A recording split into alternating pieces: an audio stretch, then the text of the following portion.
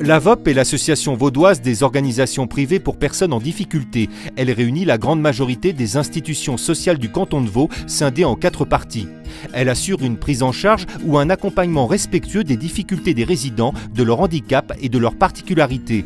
Elle veille aux conditions de travail et à la formation du personnel. Enfin, elle est un interlocuteur privilégié pour les autorités politiques, sociales et administratives.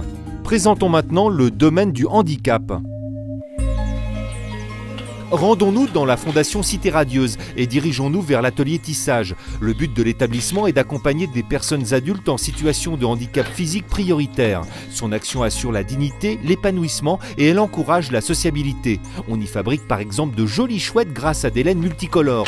Pour encadrer ses futurs artistes, Noël Krempel, maîtresse socio-professionnelle, n'oublie pas sa mission principale. La chose principale, c'est l'autonomie. Permettre à ces personnes d'être vraiment le plus autonome possible, de faire elles-mêmes vraiment.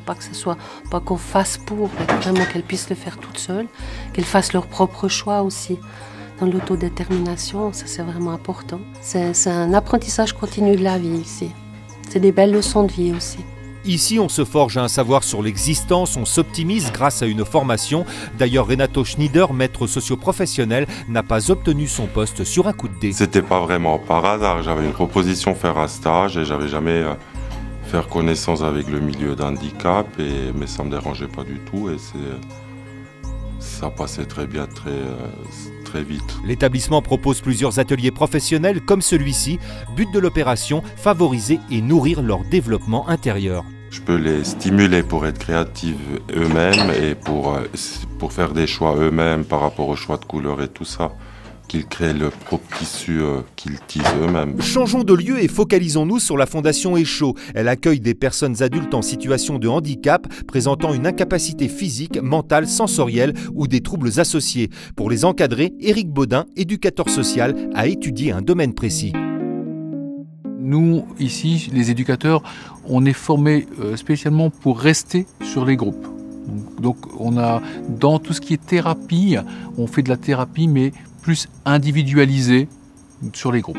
Suivons Eric poussant avec zénitude son lit roulant. Il dirige son résident vers l'atelier sensoriel, un lieu stimulant avec des lumières et des sons. Un univers s'intégrant à l'une des missions principales de la Fondation. C'est un endroit où on peut accompagner le polyhandicap du début jusqu'à la fin.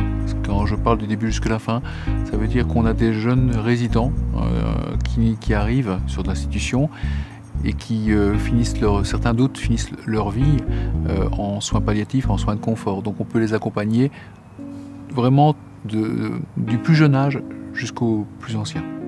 Dans le calme et la chaleur humaine, l'accompagnement se veut éthiquement réfléchi en reconnaissant les ressources et les limites de chacun. Mais l'une des grandes qualités du métier, selon Richard Fauvergue, physiothérapeute, c'est sa diversité. C'est vrai que le milieu du polyhandicap, il se passe plein de choses.